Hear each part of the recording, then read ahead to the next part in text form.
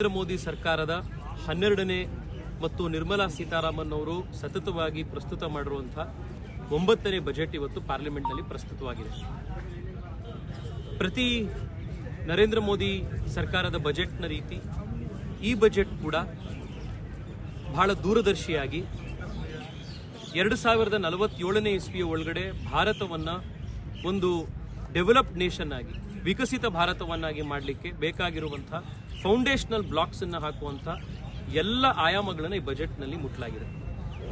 ವಿಶೇಷವಾಗಿ ಈ ಬಜೆಟ್ನಲ್ಲಿ ಬರ್ತಾ ಇರುವಂತಹ ದಶಕಗಳಲ್ಲಿ ಏನು ಪ್ರಪಂಚದಲ್ಲಿ ಬದಲಾವಣೆ ಆಗುವಂಥದ್ದಿದೆ ಟೆಕ್ನಾಲಜಿಯಿಂದಾಗಿ, ಆರ್ಟಿಫಿಷಿಯಲ್ ಇಂಟೆಲಿಜೆನ್ಸ್ ಇರ್ಬೋದು, ಕ್ವಾಂಟಮ್ ಕಂಪ್ಯೂಟಿಂಗ್ ಇರ್ಬೋದು, ಮತ್ತೆ ಎಲೆಕ್ಟ್ರಿಕಲ್ ವೆಹಿಕಲ್ ಮ್ಯಾನುಫ್ಯಾಕ್ಚರಿಂಗಿಗೆ, ಎಲೆಕ್ಟ್ರಿಕಲ್ ವೆಹಿಕಲ್ ರೆವಲ್ಯೂಷನ್ಗೆ ಬೇಕಾಗುವಂಥ ರೇರ್ ಅರ್ತ್ ಮ್ಯಾಗ್ನೆಟ್ಸ್ಗಳಿರ್ಬೋದು, ಕ್ರಿಟಿಕಲ್ ಮಿನರಲ್ಸ್ ಇರ್ಬೋದು, ಈ ಎಲ್ಲ ಕ್ಷೇತ್ರಗಳಲ್ಲಿ ಭಾರತವನ್ನು ಸಶಕ್ತವನ್ನಾಗಿ ಮಾಡಲಿಕ್ಕೆ ಎಲ್ಲ ರೀತಿಯಾದಂಥ ಮುಖ್ಯವಾದಂಥ ಅಂಶಗಳನ್ನು ಇದರಲ್ಲಿ ಗಮನಿಸಲಾಗಿದೆ.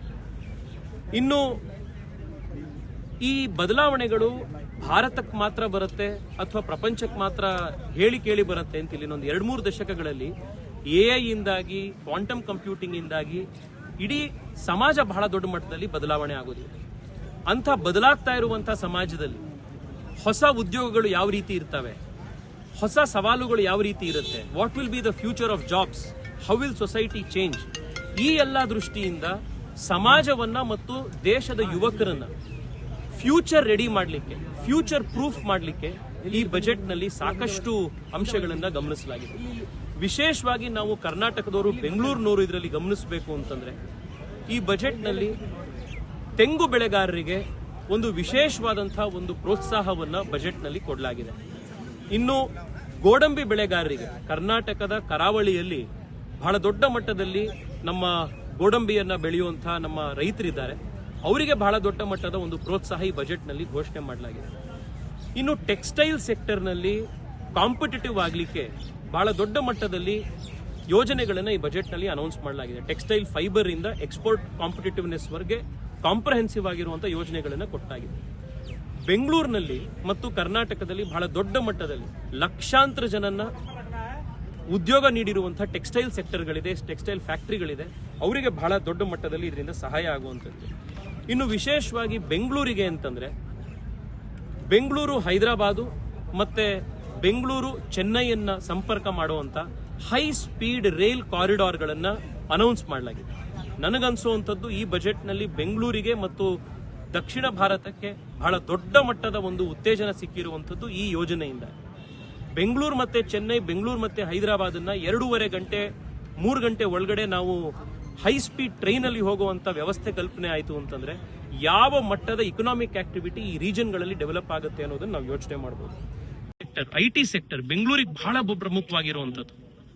2047ನೇ ಇಸ್ವಿ ಒಳಗಡೆ ಪ್ರಪಂಚದ IT ಸೆಕ್ಟರ್ ನಲ್ಲಿ 10% ಶೇರ್ ಭಾರತದಿರಬೇಕು ಅನ್ನುವಂತಹ ಒಂದು ಆಂಬಿಷಿಯಸ್ ಟಾರ್ಗೆಟ್ ಅನ್ನ ಈ ಬಜೆಟ್ ನಲ್ಲಿ ಘೋಷಣೆ ಮಾಡಲಾಗಿದೆ. ಈಗಾಗಲೇ IT ಸರ್ವಿಸಸ್ ಸೆಕ್ಟರ್ ನಲ್ಲಿ ದೇಶದ ಸಿಂಹ ಪಾಲು ಬೆಂಗಳೂರದಿದೆ. ಆ ಕಾರಣದಿಂದನೇ ಇಡೀ ದೇಶದಲ್ಲಿ ಹೈಯೆಸ್ಟ್ ಪರ್ ಕ್ಯಾಪಿಟಾ ಇನ್ಕಮ್ ಇರುವಂತಹ ನಗರ ಯಾವುದು, ಶ್ರೀಮಂತ ನಗರ ಯಾವುದು ಅಂತಂದ್ರೆ ಬೆಂಗಳೂರಿದೆ. ಇನ್ನು ಇಕನಾಮಿಕ್ ಸರ್ವೆಯಲ್ಲಿ ಮೊನ್ನೆ ತಿಳಿಸಿದ್ರು 2035ನೇ ಇಸ್ವಿಯವರೆಗೆ ಇಡೀ ಪ್ರಪಂಚದಲ್ಲಿ ಅತಿ ವೇಗವಾಗಿ ಬೆಳೀತಾ ಇರುವಂತಹ ನಗರ ಅಂತಂದ್ರೆ ಬೆಂಗಳೂರು ಅಂತ. ಈ IT ಸರ್ವಿಸಸ್ಗೆ, ಪ್ರಪಂಚದ IT ಸರ್ವಿಸಸ್ ನಲ್ಲಿ 10% ಪಾಲು ಭಾರತದಿರಬೇಕು ಅನ್ನುವಂತ ಟಾರ್ಗೆಟ್ ಅನ್ನ ನಿರ್ಮಲಾ ಸೀತಾರಾಮನ್ ಅವರು ಈಗ ದೇಶಕ್ಕಿಟ್ಟಾಗ ಅದರಲ್ಲಿ ಸಿಂಹ ಪಾಲು ಬೆಂಗಳೂರದ್ದಾಗುವಂಥದ್ದಿದೆ. ಇನ್ನೂ ಲಕ್ಷಾಂತರ ಉದ್ಯೋಗಗಳು ಬೆಂಗಳೂರಿನಲ್ಲಿ ಸೃಷ್ಟಿಯಾಗುವಂಥದ್ದಿದೆ. ಜನಕ್ಕೆ ಇದರಲ್ಲಿ ಸಾಕಷ್ಟು ಶ್ರೀಮಂತಿಕೆ ನಮ್ಮ ಬೆಂಗಳೂರಿನಲ್ಲಿ ಈ ಭಾಗದಲ್ಲಿ ಬರುವಂಥದ್ದಿದೆ. ಇನ್ನು ಕಡೆ ಒಂದು ನನಗೆ ನಮ್ಮ ಕ್ಷೇತ್ರದಲ್ಲಿ ನಿಮ್ಹಾನ್ಸ್ ಘೋಷಣೆ ಆಗಿದೆ. ಈಗ ಉತ್ತರ ಭಾರತದಲ್ಲಿ ಒಂದು ನಿಮ್ಹಾನ್ಸ್ ಮಾಡಬೇಕು ಅಂತ. ಈಗ ನಮ್ಮ ಕ್ಷೇತ್ರದಲ್ಲಿ ವೆಸ್ಟ್ ಬೆಂಗಾಲ್ನಿಂದ, ಬಿಹಾರ, ಉತ್ತರ ಪ್ರದೇಶದಿಂದ ನಿಮ್ಹಾನ್ಸ್ಗೆ ಸಾವಿರಾರು ಜನ ಪೇಷಂಟ್ಗಳು ಬರೋದನ್ನ ನಾವು ನೋಡಿದೀವಿ. ಅಲ್ಲೆಲ್ಲೂ ಕೂಡ ವ್ಯವಸ್ಥೆಗಳು ಇಲ್ದಲೇ ಇದ್ದಿದ್ರಿಂದ ಅವ್ರು ಇಲ್ಲಿಗೆ ಬರ್ತಾ ಇದ್ರು.